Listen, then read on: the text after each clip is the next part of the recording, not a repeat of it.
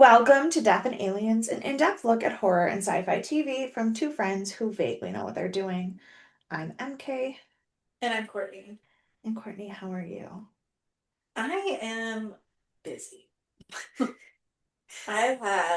It's been 2 weeks since we recorded, and I've just been off the rails.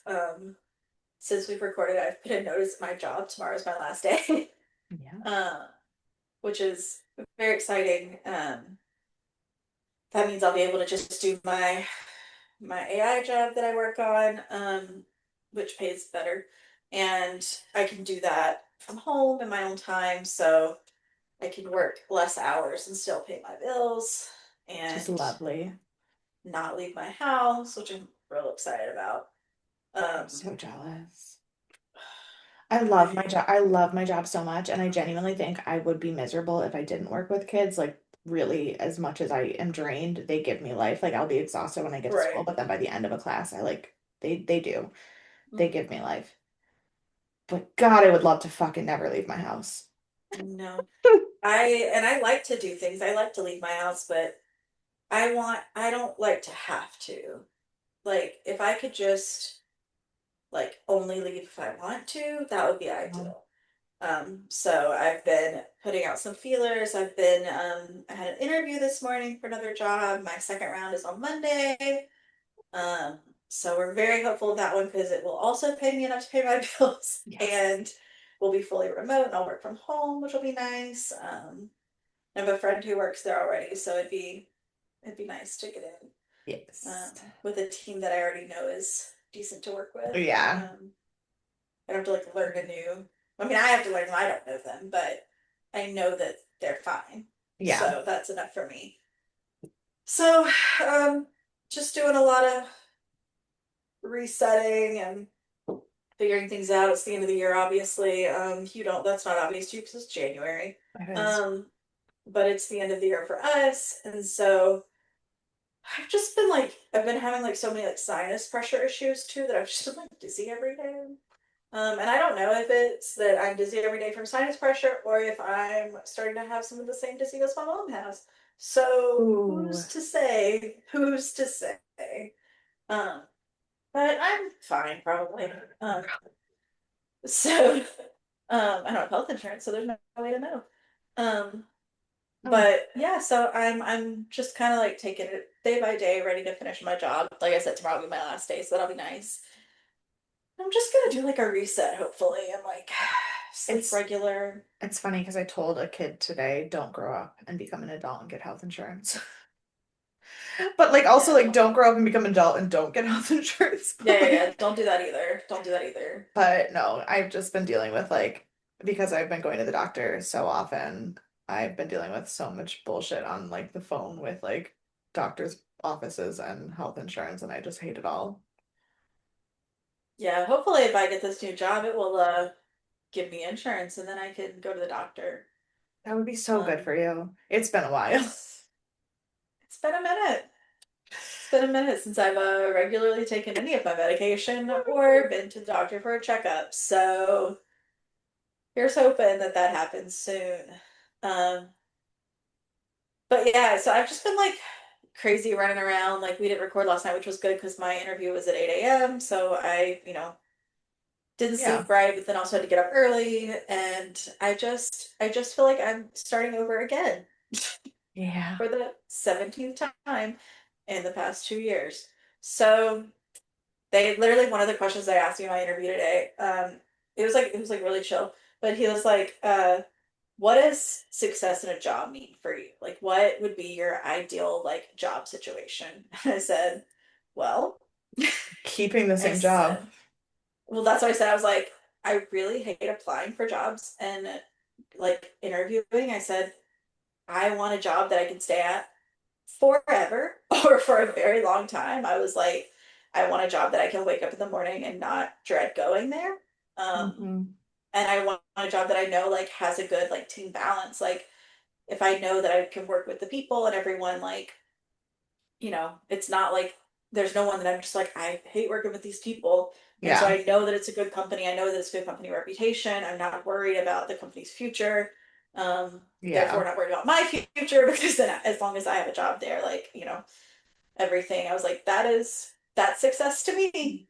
Where I Well, can continue to have a job that it's I don't hate. crazy because like I obviously like my situation of changing jobs has been a little less uh voluntary. Volatile. Well, less volatile and less voluntary Yeah, because like I was in a different country and then right. my school literally like shut down. There was no choice.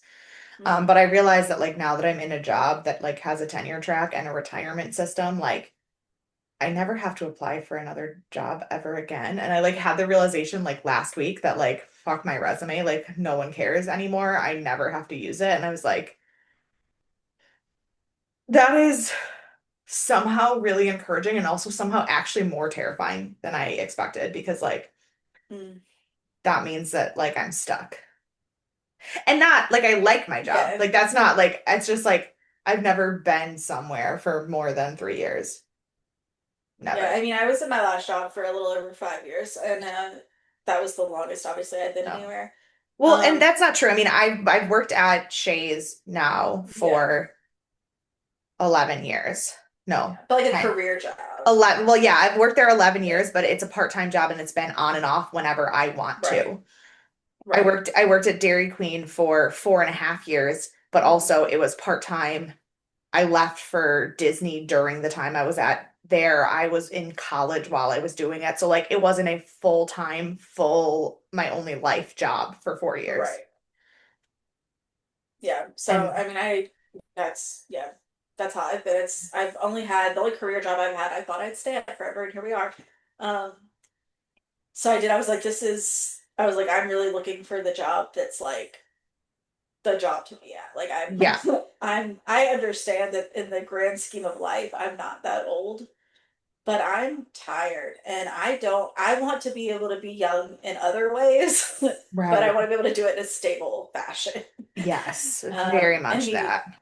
he was telling me, he was like, this job is pretty much like 40, 60 like attorneys. Like he was like, we have a lot of reformed attorneys here. Um, he's like, I always tell people this is not the job that you like grow up wanting to do. This is the job you just kind of fall into. But he did law for 10 years. He does own private practice. So like I'm going into the same job that a lot of attorneys go to when they're like, I don't want to do that anymore. And I want to do a regular Which job. is funny because you also don't want to do that anymore, even though you barely ever did it. Yeah. Well, I did do it for like 3 years. I should do it like full time as like an attorney because I did Yeah. it here for a year and then I did it little over 2 years in New York. And then I did the legal work. I wasn't No, no, acting. no. I know that's what I would just mean like barely as in like Yeah. you were never really like a full-time, fully practicing attorney and Yeah. you already are like, and that's not what I want with my life. Yeah. Yeah, 100%, 100%. I mean, I knew that when I left the law firm I was working for in Brooklyn. I was like, I loved my boss. I thought he was one of the like best bosses I ever had, and that is not the job I wanted to do. No, and And like if this that's the obviously if worst when you're this working somewhere that you like the people and you like the atmosphere and you still feel like you can't do the job, then you know it's the Yeah. job. Yeah, and like we both knew like he was looking at like stepping back from law. I was a solo practitioner and I was only working part-time anyways while I was like studying for the bar and then when I passed the bar and stuff like so I like was working for him kind of on a like interim level anyways. Like we both knew it wasn't going to be a forever thing. Yeah. Um, but it was but I did really like working for him even though I didn't like the job. But if I don't get this job, I'll start applying at like courthouses and other nonsense because I do have friends there. I just don't want to. Yeah. I just don't want to do that. But I mean, this job, I applied. I had notifications. I'm not saying what the job is until it's like locked in. Yeah. But like, I had notifications set for this job on my LinkedIn so that I got a notification every time there was a new posting. So I applied for this job the day it was posted, and then I had like a few days later, got a call with HR about like the like really intro stuff that they do. And then I Yeah. got my first interview was today, and then they like 4 hours later they scheduled my second. Like 4 hours after my first interview, they scheduled my second interview. It's Yeah. Monday, and that's the last round. They told me there's only 2 rounds.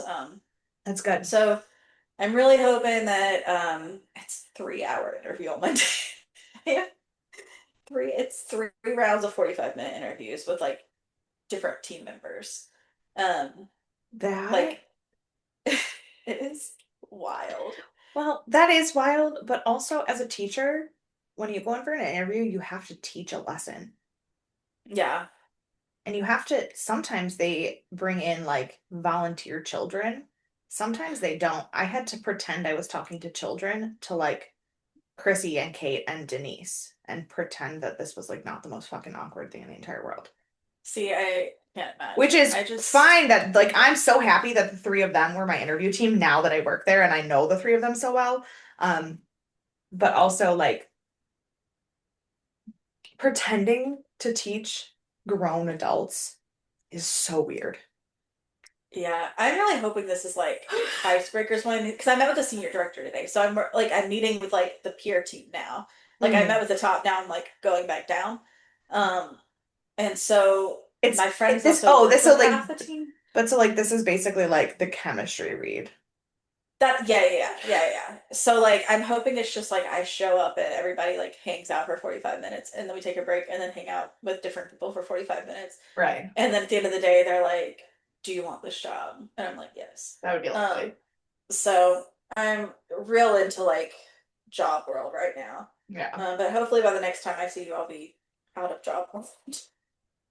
Probably not, 'cause that'll be the same day as my interview, but I don't imagine they'll tell me day of, but Yeah. But really soon. I I for the first time in quite some time have book news to share. So I have finished two books since last time we talked. Uh, Okay. One, so first I finished The Amalfi Coast finally, so that the library would stop bugging me to bring it back. Thoughts. Eh, Yeah, that's what my friend Jess said too. like it wasn't a bad story. Hmm. I just, it's dual plot lines that are supposed to interconnect, and I really didn't find the way they interconnected as satisfying enough to feel like it was worth having read both of those stories.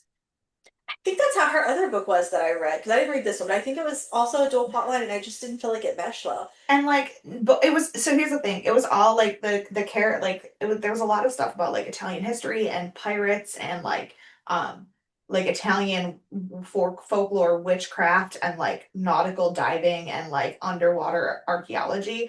And the book was researched the fuck out of it. Like everything was really, really Yeah. well researched. It was so accurate, which I appreciated because it would have pissed me off if it wasn't.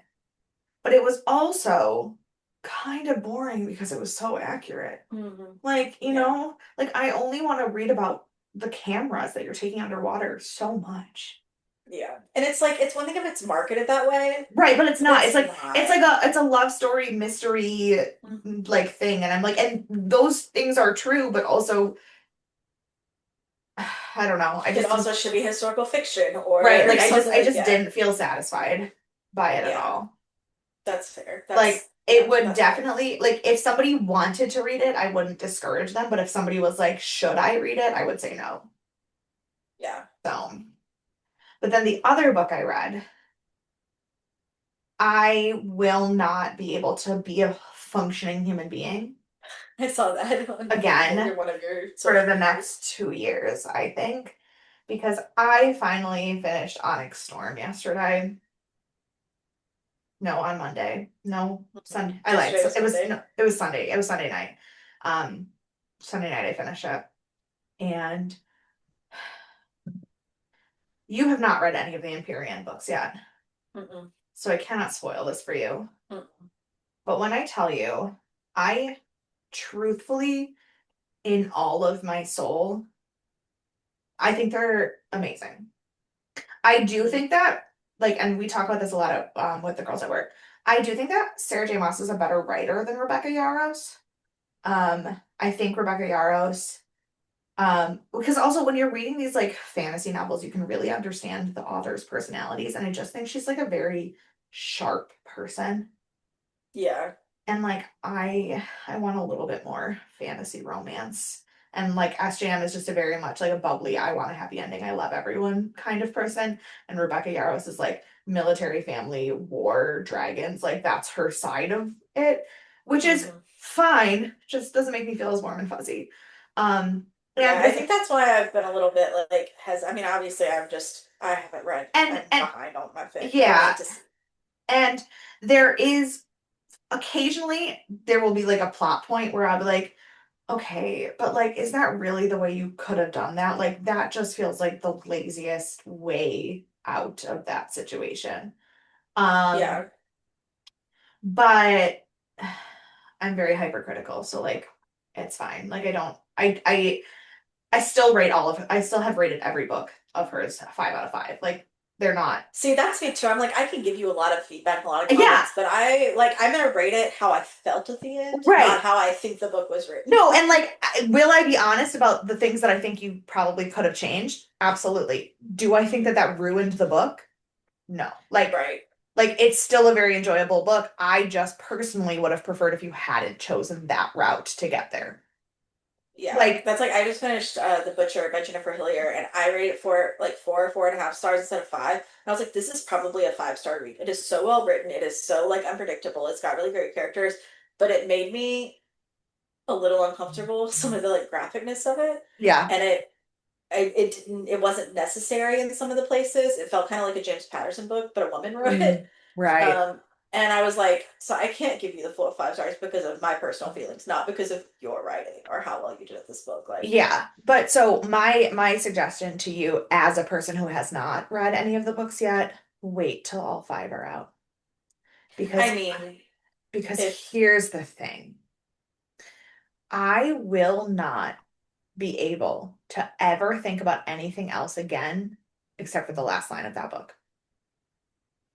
I mean, at this point, if we're watching how long it's taking me to get to like series, like I've read 12 books since I've talked to you. So like I'm reading books. I am not reading series well.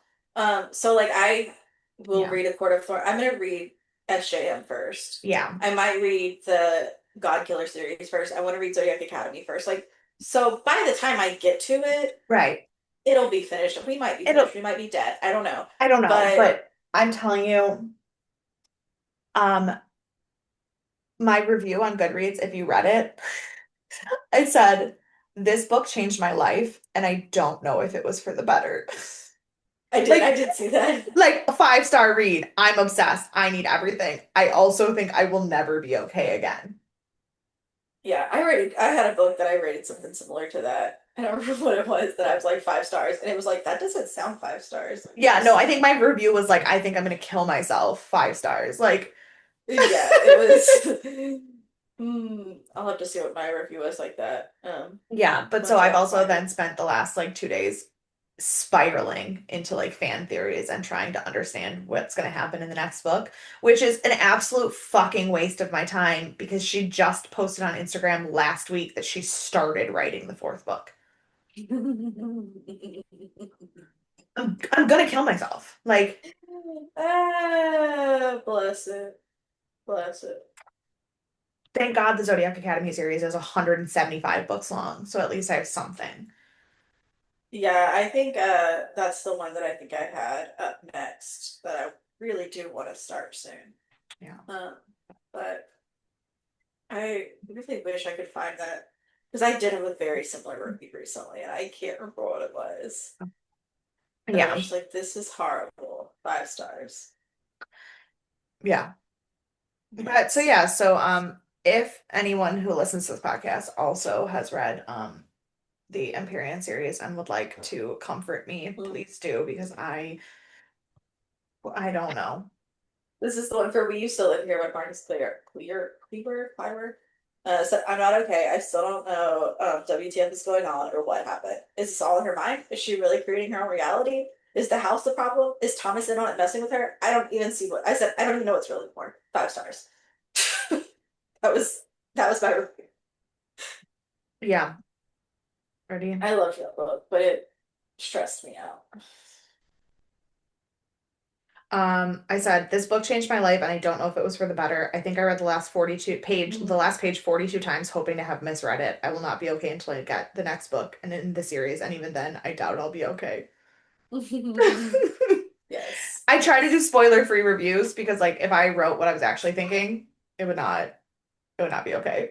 Yeah, I Oh. do spoiler-free reviews too, and that one was not a spoiler because I don't know what happened. How are you supposed to know what happened when you've read this review? There's no way You're to like, know. you're like, I You know don't, there's a character named Thomas. right. Is You're he like, real? Who's to say? who's to say? Who knows? Um, I Um, think you're supposed to know by the end, but I sure did.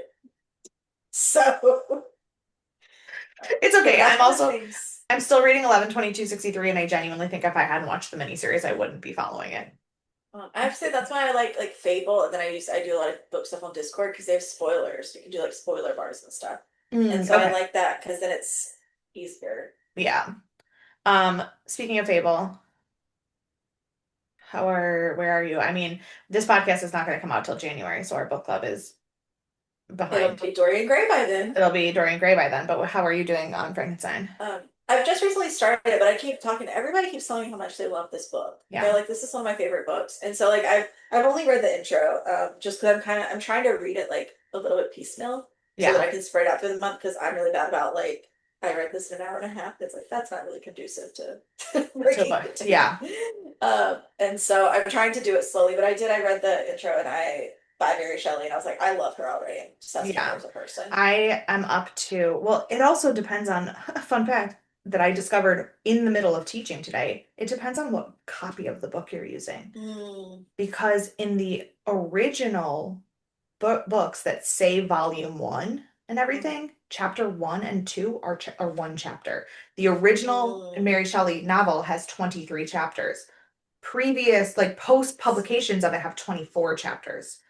Um, I downloaded the one on Fable that was free okay. because they have like classics and stuff for free on Yeah. Fable. So, Let's see how many chapters are in it.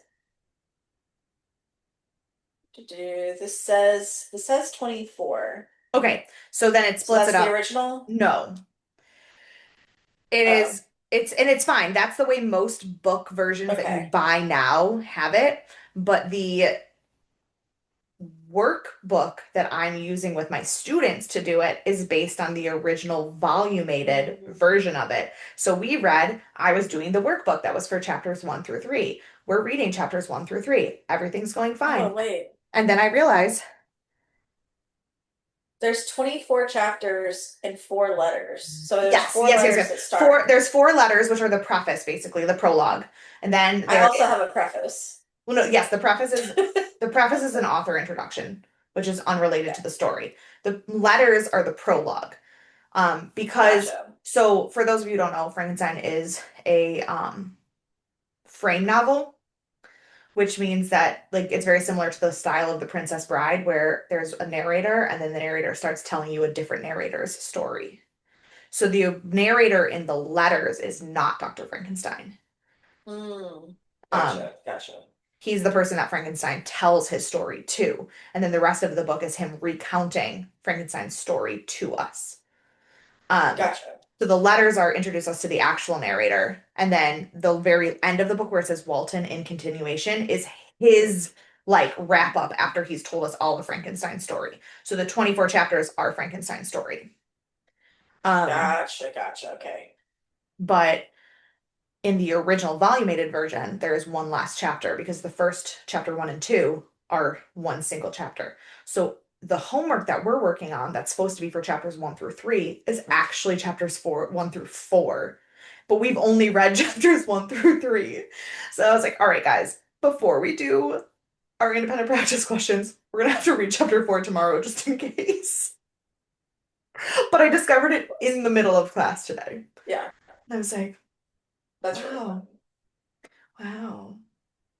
So I'm a terrible teacher because I clearly don't read the homework I give you before I give it to you. fun. I feel like that's common. Why would I you? feel like with English teachers, especially because we all read the books like 100 years Yeah. ago and then like Uh-huh. assign them, like we actually remember what's going on in them. So Right. like even though I have read Frankenstein, I feel like I'm reading it for the first time while I'm reading it with these kids, and I'm like, I don't know what I'm talking about. Um, Yeah. If but you yeah, don't mind so me, I'll give you a tutorial on before how we get off. It'll take 3.5 seconds. because I've read obviously like now I'm up to chapter four, so Four. I can put notes on Fable. But yeah, but so we should probably actually talk about Stargate eventually. Sure enough. So, Yeah, would you like to give us a quick word of I would encouragement to do would love that? to. Um, you can't use up creativity. The more you use, the more you have. Maya Angelou. Beautiful. Love it. So today we are talking about Stargate Atlantis, season 1, episode 13, Hot Zone, which is a really weird title for this episode. Just, I don't get it still. I've watched this show all the way through 3 times and I still have no idea why that's the title. It was rated 7.3 stars and it came out on Friday, February 4th, 2005. Same song, same book. Nothing changed there, but the number one movie is Boogeyman. Is that like a 70s style disco show or No, The Boogeyman, the movie hmm. from 2005. Oh, the Boogeyman, like the horror movie. Yeah, Ah, yeah. I haven't seen it, but yes, I'm with familiar. it stars the guy who was in Seventh Heaven, Barry Watson. Oh, I love him. Yeah, I haven't Yeah, seen that. me either, but it's But I Barry. am familiar with it now that you said it. Yeah, it's Barry Watson and Emily Deschanel are the leads in that. But Oh, interesting. yeah, but Is it you who loves bones? No, I that's mean, Kirsten. I was like, I've never talked to you about loving Bones. I do love Bones. Someone's been harping on bones lately. I think it's Kirsten. Oh, okay. I was like, I haven't talked about Bones in a while, but like, if you ever really want to Maybe not. hear me say unnecessary things, you can just ask me questions about David Boreanaz because, like, Yes, I have heard you talk about the Boreanaz. Yes, yes, that uh, I. Now that you're saying it, that is familiar to me. yeah. So on this day, World Cancer Day, was honored for the first time in history. And the first Hispanic U.S. Attorney General was confirmed. Hmm. So, heck, 2005, you said? yeah, yeah. Okay. Looking for the positives.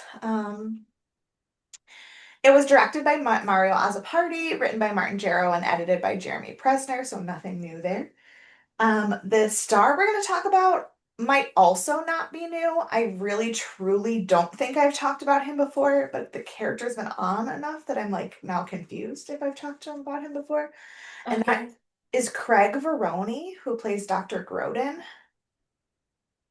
I who don't. That name doesn't sound familiar, but y'all okay, know that is not reliable right. information. I looked at the other episodes that he's been in so far this season, and there always seems to be somebody ahead of him that I would have Oh, for needed to. Atlantis, no, you have not. I thought you meant in the Stargate world. I Oh, was okay, no. like, Yes, no, okay. In Atlantis, I no. was like, Mm-mm. I don't think so, but I know that I like the character and I know he's been in it a bunch already. So like he's the one who works in the he's like the Walter of Atlantis, basically. Okay. Yeah. Mm. He was born in Cape Town and emigrated to Canada when he was 8 years old. In high school, he preferred athletics and was going to like become professional. He competed in swimming, wrestling, volleyball, soccer, and gymnastics. Good for him. Sounds like me in my high school. For Um, but he did quit sports so that he could become an actor. real. Um, which he really has not worked really much outside of like the Vancouver acting scene. I forgot to write what his known fors were, but they weren't really They any. weren't home. Yeah. He's also a real estate agent, so like good for him, like having a real job. And for fun, he enjoys I was hiking. a real estate agent for a year. It's not a real job. It's more real than acting. I don't know. In terms of jobs, it acting might be the only thing it's less real than, or like more real than, but it is more real than that. But for fun, he Yes. enjoys hiking, kayaking, rock climbing, scuba diving, cycling, photography, travel, and cooking. Um, just, casual. And clearly has more free time than I do. Um, For real. and he and his Or wife, more ADHD. he and his wife have been married for I think like 15 years. I saw a really cute post on his Facebook about her. Aw, So yeah. Um, that's nice. yeah. So in this episode, we are doing some post-storm damage surveys of Atlantis because we are just barely got through that big old storm where the Genii tried to take over the planet. And McKay, Ford, and Zelenka are off on an doing the survey with some of the like random Marines that we don't really know. And they come across uh like they're like walking through and they come across a lab, but two of the exploration personnel start like hallucinating and flipping out and then they just die. It made me think of like if there were more stakes in the episode of Stargate where we saw the bugs. Yes. Which I do think it was very much like the bug episode, but like with real stakes. It was Yeah. um it had almost like a horror vibe to it. Um Yeah. Hmm.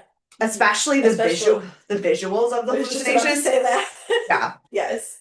Um but so because they cannot explain these deaths, Weir basically puts the entire base into a self-imposed quarantine. She was like, we're not like on lockdown, but we're asking you to respect this. We don't really know what's going on. Like, so it is a self-regulated um, quarantine.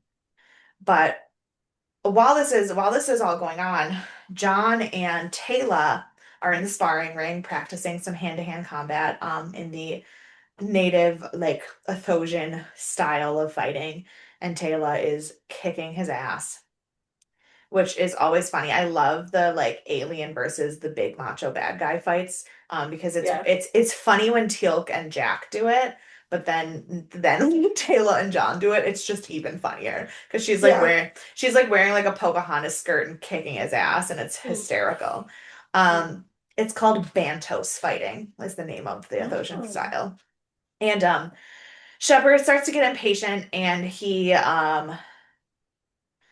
finds a radio in Taylor's bag and like calls Weir and is like, "We need like let us help." And she's like, "No, it's a quarantine. You can't leave." She's And like, I he's don't think you understand what that word no. means. So um they meanwhile, Beckett and his team are headed down to the East Wing where all of the craziness is happening in hazmat to like prep the victims for autopsy so they can try to figure out what's been going on. Um,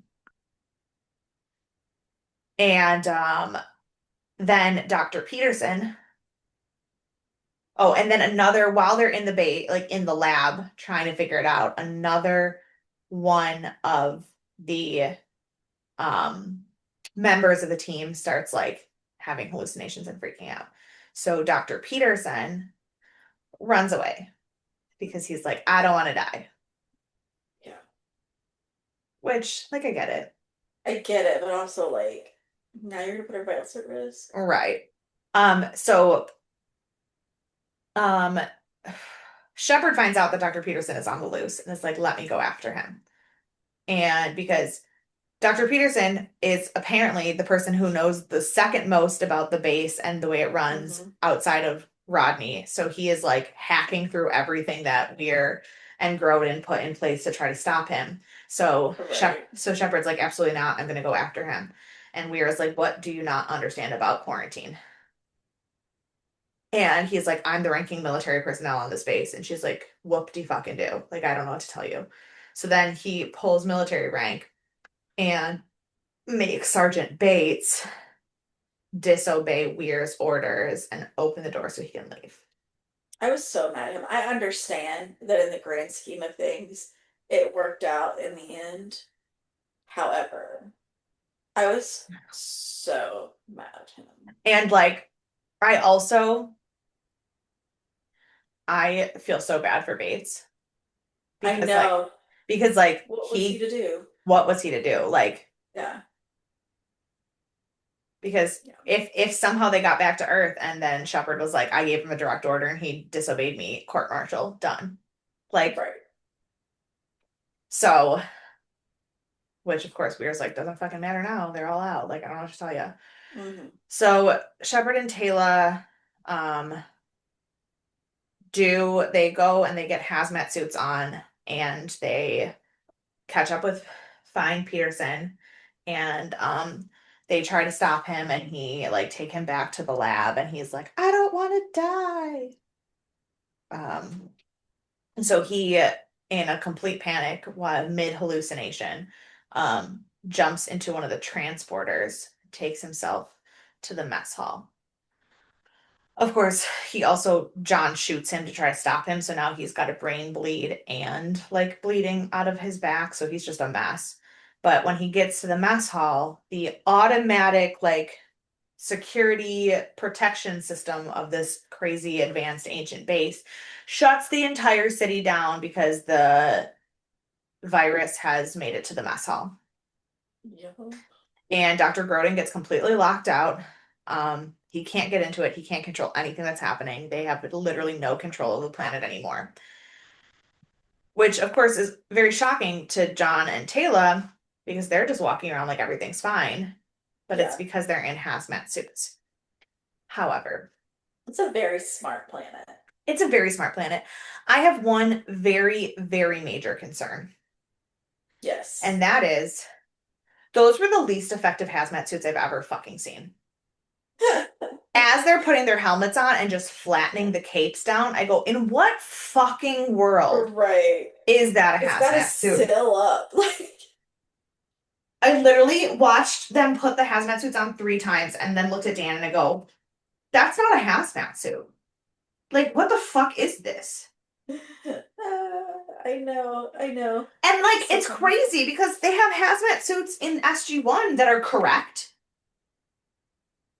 You couldn't borrow it? Like, I was so mad. No, we need to But look a little bit different because we're a little bit of a different show. they brought the same fucking supplies. You downgraded your hazmat suits for the foreign galaxy where you don't know what viruses might be there? Smart fucking plan. Legitimately, if movie and TV sci-fi directors were actually part of the CDC, we'd all be dead. We may be dead anyways. The CDC is so Well, that's true. But yeah. So I was mostly as impressed as I am by the city of Atlantis. I'm mostly just pissed off sure. that even the city didn't recognize that those weren't fucking hazmat suits. Um, but so there,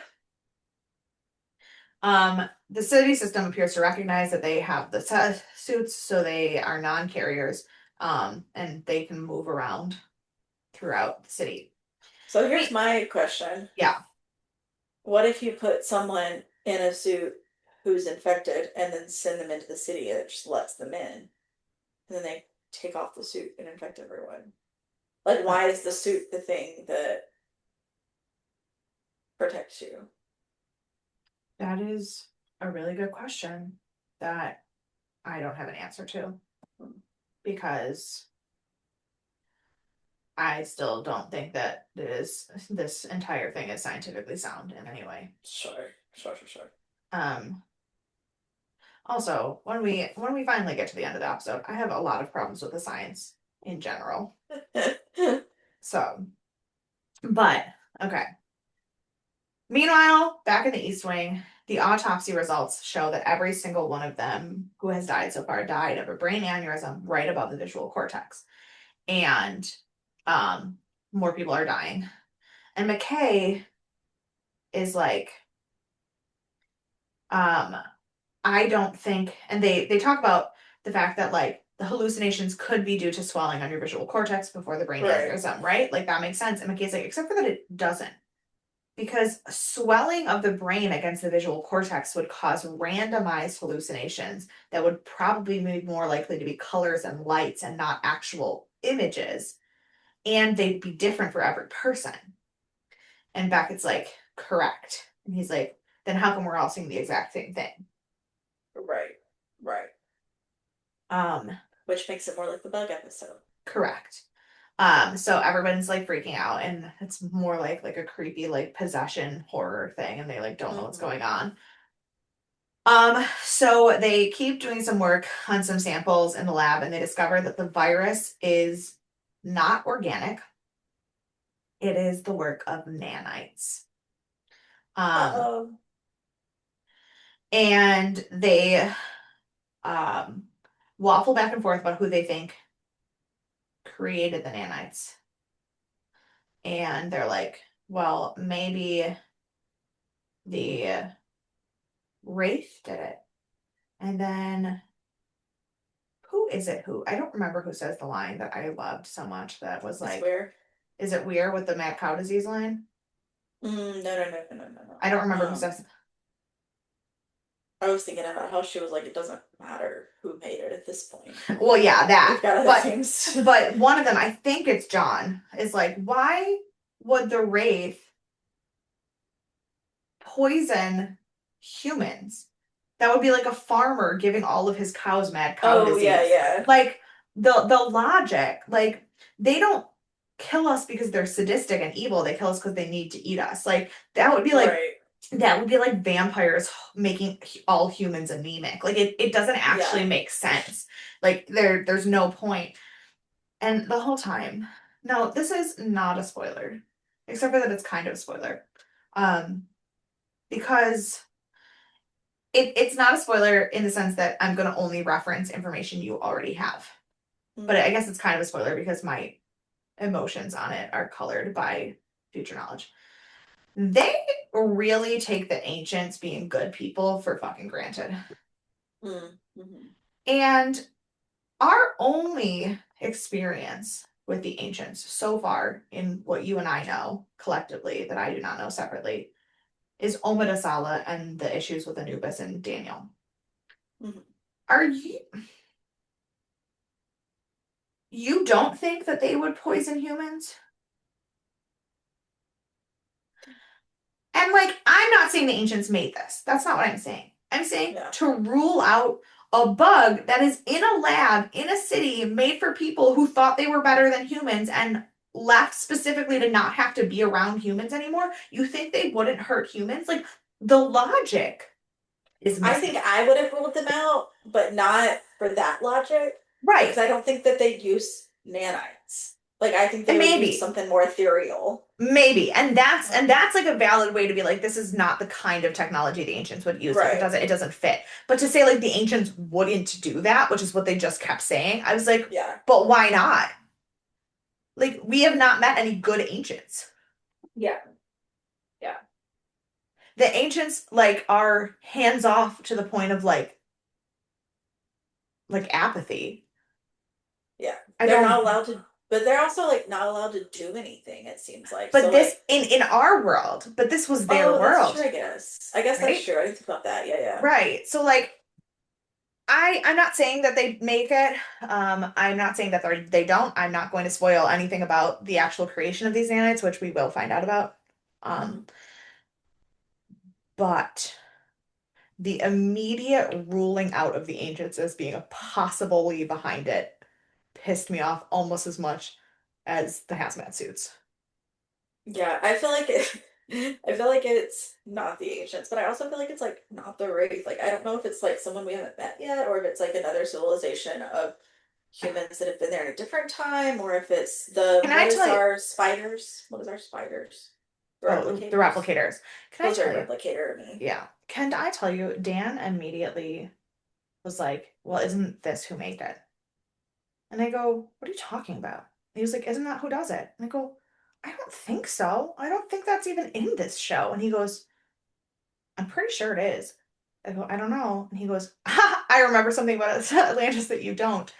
And I go, "What the fuck are you talking about?" I Googled it. He was 100% right. And I was like, "Well," I go, "To be fair, you and Doug and were watching Atlantis 2 years Like, ago. yeah. The last time I watched Atlantis all the way through was 10 years ago. So rude. Right.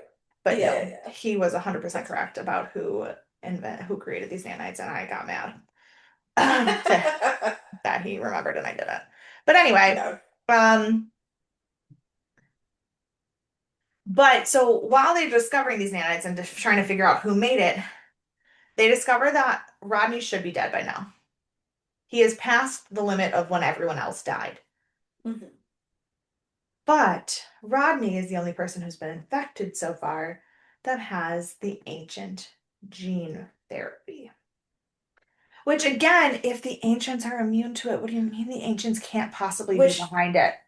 that does lean more towards the Right? fact that they've created it. That would make more sense.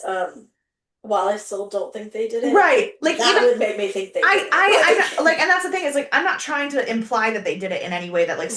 sways your opinion. I just am so mad at their like their like leaps of judgment. For very Yeah. smart people, they make very strange leaps of judgment. Right. Um, but so while they have also figured out that while it does seem to be designed to kill humans, it doesn't appear that it's capable of multiplying. So like anytime it gets affected, it affects somebody. There's only so many physical nanites to go around. Like it's not like what we've seen of the replicators so far, where they just like can keep growing and growing and Yeah. growing. So they, but Rodney does figure out that because nanites are machines, which also the entire conversation where they had explained nanites to Weir was just frustrating to me. Um, because I sometimes forget that the people who watch the show aren't necessarily carryover viewers, and they Yeah. occasionally have to do explanations that they shouldn't have to do. But if you've never watched SG1, you might not understand the way that they use nanites. Right. But I was also like, Elizabeth, you're a very smart person. You can't figure out what they're talking about. Like, Like I in NSG1, I understood what a nanite was before they told me. Like it's pretty and I do self-explanatory. also understand that this was 10 or 20 years ago. And so maybe the like sci-fi language was not as commonplace, and like we just know what nanites are because cyborgs like and AI are like a normal part of our everyday conversation. Yeah, Fine. But man, perhaps. they explained it like a stupid person. Um, Yeah, they so did. they were like, maybe because nanites are machines, they would be affected by electromagnetic pulse. And we're going to send out an EMP wave and uh shut it and like stop it. So they Yeah. go to McKay's lab, and Shepard like uses the EMP generator in McKay's lab, um, and sets is setting that up. While they're working on that, Taylor goes to the mess hall to try to comfort all the people who are now going to die because of Peterson. However, they also are already infected and have lost their mind, and she's like in like a werewolf rave full of people hallucinating demons, and it's really terrifying. Hmm. Um, and they damage her suit, so she's also going to die now. Yay. Um, Eek. but the biggest problem is that they have 20 minutes till Ford and Zelenka are next on the chopping block. And, can't kill our main team members in the first season. Um, Right. so so when the EMP doesn't work, Shepard's like, what if we just blow up a whole Naquita generator and like send an EMP pulse big enough to like mess up the whole planet? Which like two things. Do you really have enough Naquita generators to do that with? Right. And B, I have serious questions about the way EMP is used in this episode. Just like I'm not a super science person, like I get that. Um, but sorry. I think EMP would um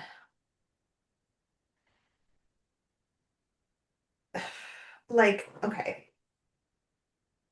Is that an electromagnetic pulse? Yes. So an Okay. EMP blast, because human being bombs, I just Googled this to make sure that I knew what the fuck I was talking about before I got really mad about it. An EMP blast doesn't usually affect the human body because our bodies are so water-based that we aren't good conductors for that kind of electricity, Okay. which is fine.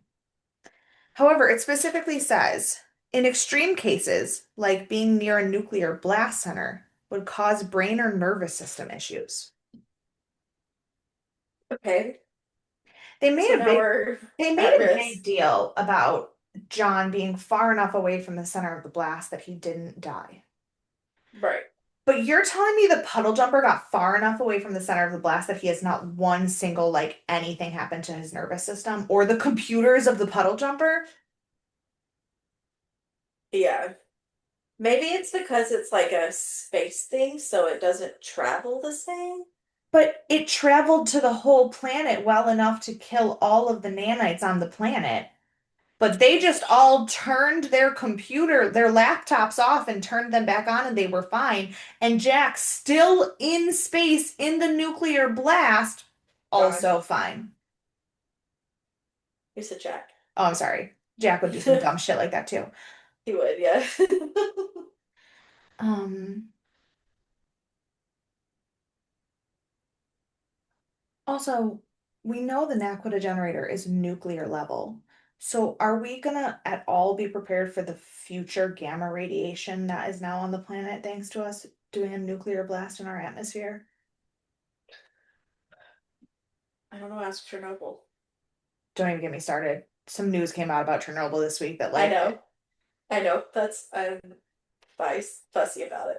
I'm real fussy about it. And I Yeah. think I think that was in my mind while I was watching this, and that's one of While the you were reasons why I was in just like so pissed off about it. I was like, are we are perpetrating misinformation about nuclear weapons. Yeah. Mhm. But Mhm. anyway, it works. Everyone's saved, hunky dory, everything's great. The planet is awesome. The virus is dead. Blah blah blah. Deus ex machina with a generator.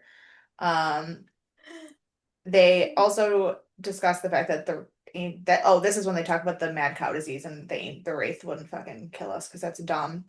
And they and then we have a scene where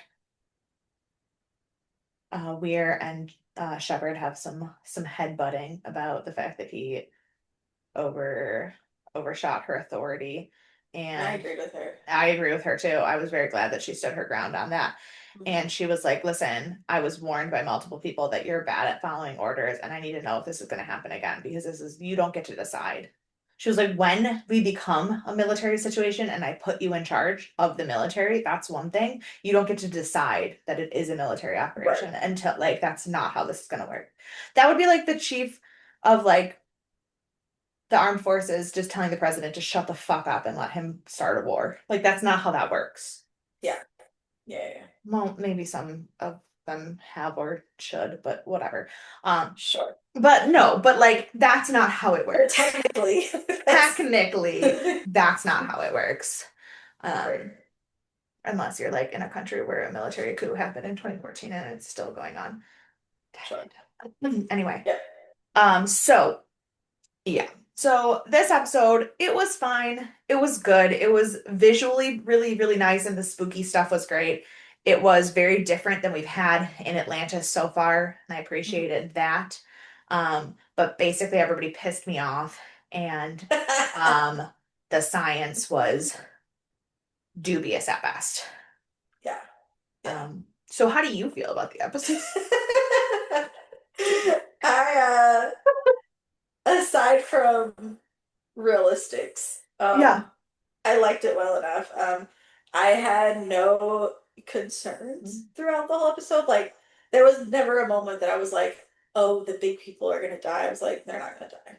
Yeah. I was like, "We're just losing these random people we don't know." I was like, "There's no way anybody important's gonna die this episode." I So like, I will say there was a moment where I was like, man, they really could kill Ford right now. I never thought they were like they tried really hard to make it like this one, like he's so freaked out. Is he gonna die? Especially after we knew Rodney wasn't gonna die. Like, is Ford still gonna die? Is he gonna Yeah. be the one we lose? Never a moment. There was never a moment that I had any stress throughout this episode of like any of that. I don't know why. I don't know if I'm just like used to the formula. I don't know, but like Right. I did not have any fears. But I liked it well enough. I was pissed off at John for disobeying Weir, and then I like I said, I loved that Weir was like, we have to talk about this because you're wrong and you need to know that moving forward. Um, but I did like the episode well enough. Yeah. It did have different visuals than we're used to. Um, yeah, I didn't get as hung up on the science as you did. I did Yeah. have some questions, like my hazmat suit questions that there's no answer to. Um, Yeah. but like I didn't like hold on to it as much. I was just like, I think part of the problem is because I've been working with Frankenstein and with like so and part of really teaching Frankenstein is really diving into like what the science at the time was and what we've yeah, learned now. And I've been like in a very science brain recently. I was watching this and I was like, no, absolutely not. That's not how science works. yes, and I am not. I am not doing that. Because you're reading Frankenstein for fun and I'm reading it to teach kids how to be people. Yes, yes, absolutely. So, what do you think is coming up for us? I mean, obviously, we're gonna find out who created the nanites at some point. I don't. I feel like it was again a little bit of a double crossover from SG-1. Like we have the nanites, which we've seen before, in a different capacity though. And we had what seemed like the bug stuff. So I feel like the nanites are gonna be from a different people that we don't know yet, maybe. Okay. Um, I just I just don't feel like it's the ancients, and I just don't feel like it's like I mean, it was the Godwood last time, wasn't it? Who did the nanites last time? Yeah, it was what's her name Yes. who fucked with Cassandra. Hmm. Hmm. Starts with an So N. like I said what's her um name? Nereus or Near T, yes. Nerti. So obviously it's not the same person this time. So I don't know where we're going and how many parallels we're gonna have to like what we saw in SG-1. So I'm a little after this episode, I'm a little concerned about too many parallels where they're like a lot of blood in the show, or we're making a different show, but there's Yeah. similar like storylines. So I'm hoping that's not the case. I know because of the way so many people love this show, I'm guessing that's not what's gonna happen, but I am a little concerned. But yeah, I'm excited to see next week. I don't think it's gonna have anything to do with this week, so It doesn't, but Mhm. it is interesting. Some we're gonna meet some interesting characters. I Um, love that. Next week on the podcast is the first week of our weird skip around. So we are not watching Stargate SG-1 episode 13. We will skip that one for a while. We're at watching episode 14, which is a wild ride. You told me that, and I still read our schedule like 17 times before I pushed play on the episode, just to make sure. Yeah. But then I remembered your hint, and I was like, I did it. I Yes, did right. because you were right, because Kinsey is in Mhm. episode 14. Although Yeah. when we do eventually get back to episode 13, somebody else fun, Blast from the Past, is in that one, but unrelated. So that's So like 2 years from now or something. We come back to it. something, yeah, because we do like 14, 15, 16, 13 or something. I don't fucking remember. Mhm. But yeah, so next week is a fun little wild Kinsey ride.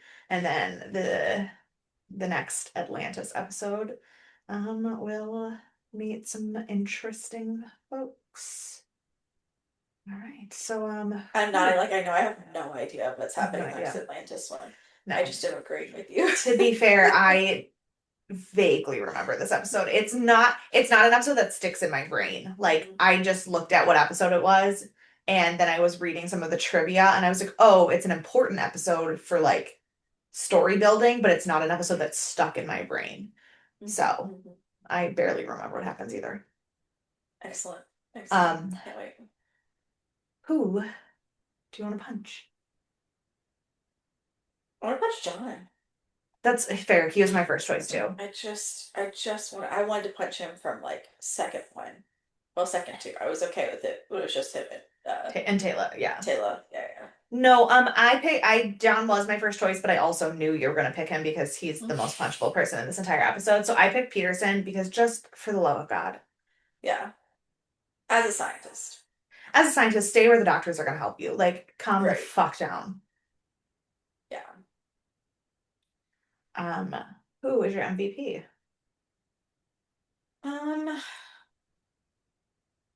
I I think I'm gonna go with Rodney He was my first choice too. because it was so sad when he thought he was gonna die. He was like, I have one sister and I have this and I'm His just like, farewell speech and his like being like, please don't interrupt me when I'm trying to get my last thoughts out. Like there was an air of shut the fuck up, I'm Rodney, but like mostly it was like, and this is really devastating. yeah, like even though I knew in my heart he wasn't gonna die, I Right. still almost cried because it was just so sad. Yeah. But Um, so many fun facts about Rodney's sister. Can't wait. I love Um, that. my my MVP because you picked, I knew you would pick Rodney. Mostly that speech was why I knew you would pick Rodney because I know you pretty well. I picked Elizabeth for telling John to sh sit down and shut the fuck up at the end of the episode. Yeah, I almost picked her. Yeah. Because she handled everything coolly and calmly in a crisis, even though it was not stuff she was really prepared for. And then when people did fuck around, she said absolutely not. Yeah. All right. Well, my favorite thing about some of these Stargate episodes is that we spend just as much time talking about our own fucking lives as we do about the episodes because like they're not very complicated. Yeah. Especially when they're like more one-offs and there's not like if we get different like off characters, like if we get Braytech in an episode, we may talk longer because we have connections we're making, Right. or like Sam's dad or whatever, or like if we come back to one of the big bads that we haven't seen for Right. a season. And like for I'm sure because it's been a little bit, the next time we get to like our big Wraith episode, we'll have a lot to say because it'll be Yeah. like fake connecting the dots. But with the one-off episodes, and especially the one-off episodes that don't have like 8 different plot lines happening in them, Hmm. it's kind of just like, here's the episode. Yeah. I think I talked more about the inaccuracies of the science than I did about the actual episode. Which I love. I think that's excellent. I think that's good content. I think it's great content. Those are the Um, things that I want to hear about. So, I mean, that's fair because I mean, anybody can tell you the rundown of the episode. Not everybody's right. gonna like get pissed off about EMPs and hazmat suits for no reason, especially Right. not as unhingedly as I do. That is 100% true. That is 100% true. Well, if you care about Frankenstein or the inaccuracies of science and Stargate, you can email us at deathandaliens@gmail.com or follow us on any of the social medias at deathandaliens. You can follow me everywhere at EMKAY_superstar. And you can find me at CE Cloud 13. And we will see you on Thursday. And I don't know what I'm gonna say on Thursday. You have a few minutes to figure it Expected. out. Oh no, I'm just saying expected to be even more unhinged than today Oh, was. cannot wait. Cannot wait. All right. Bye. Bye.